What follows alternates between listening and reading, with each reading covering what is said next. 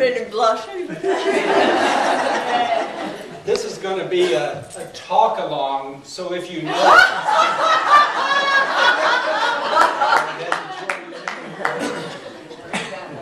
after the talk, I just want to mention that we do the collection, and on the days that I speak, Jean has me write her check for a little extra money.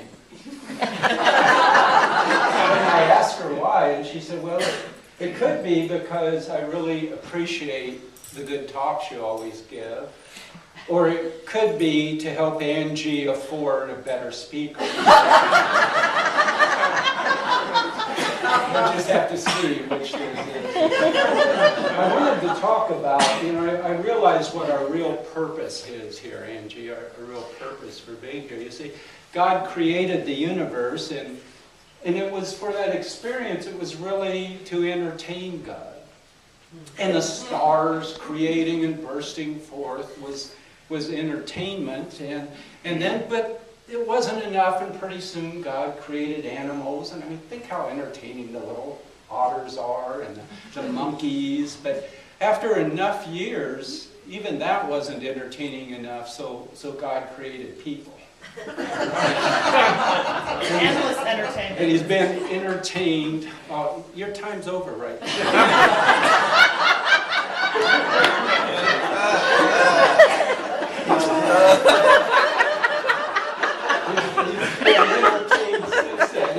Because people do, it doesn't work on me. People do crazy things constantly, and one of the craziest things, of course, is fashion. I was reading some about this in the book. The guy said, to be really fashionable, it's not good enough that things look ridiculous. They also have to be really uncomfortable. He was talking about in the 1700s in Europe and in the United States, the fashion of men wearing wigs.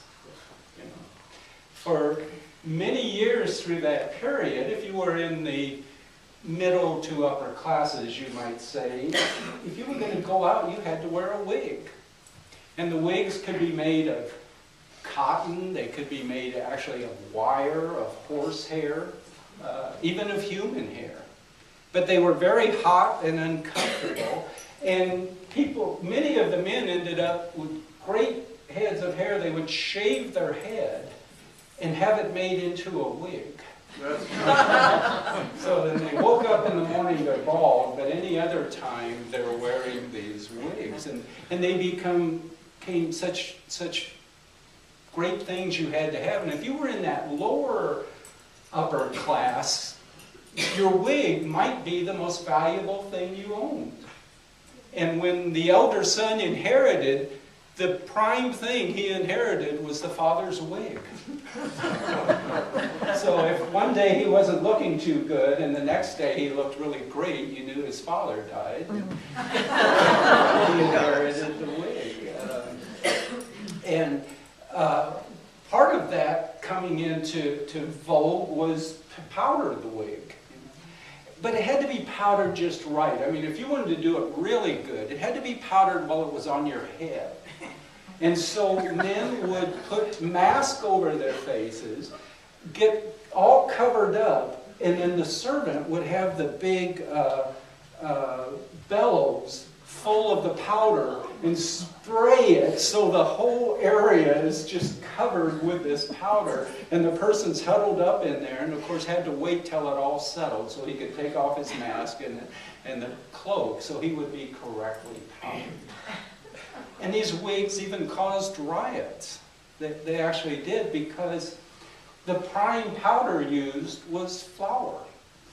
And at one point in England, they were having droughts, and people didn't have enough to eat, and they didn't have their bread, and the rich people were going around with their floured wigs.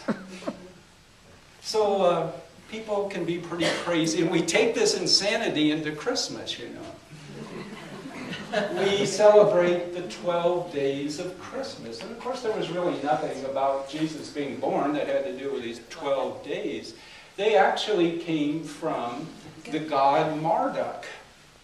2,000 years earlier than that, in Babylonia, the god Marduk every year fought chaos.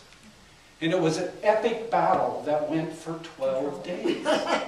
And the Babylonians celebrated each of those 12 days to help Marduk in his strength and commitment so he would defeat chaos. So our 12 days or Christmas is a celebration of Marduk fighting chaos. It's kind of like celebrating Martin Luther King Day by reenacting the battles of Alexander the Great. You know? It just doesn't make a whole lot of sense, but I'm sure it entertains God. And that's true with all of, our Christmas tree with the lights comes, of course, from the Druids, and all of the virgin birth and the flight from Herod because he's killing all of the firstborn baby sons. Those are all myths that come from other myths of other gods and heroes. But by doing all of this, as I said, we fulfill our purpose, our role of comic relief for God. But, we actually can have another purpose. Because we can pay attention to the message, not the messenger. The messenger of the Christ, of Jesus the Christ, is all of those myths of all of these magic, supernatural things that are going on. But the message is what's important for us at Christmas and at other times.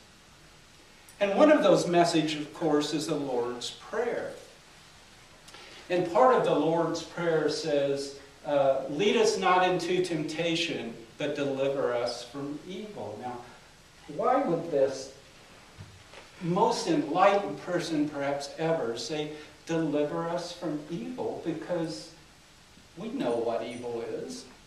Evil is nothing, of course. Evil is like darkness. Do you know darkness is not a thing? Darkness is the absence of light. When you don't see light, you see darkness.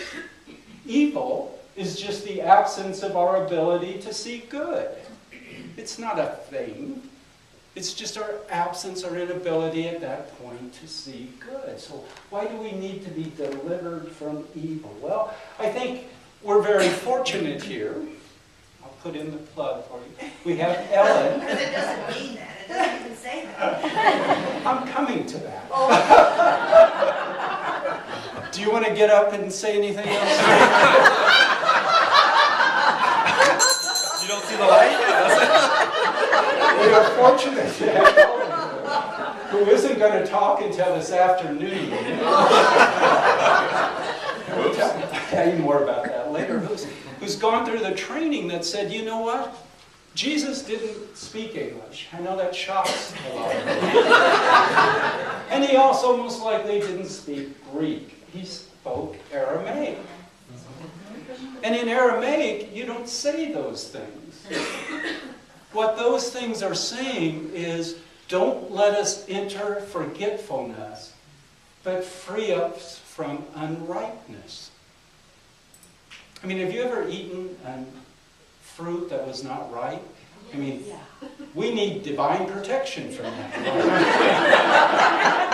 Well, maybe it has another meaning too. Because, let's think, why do we come here?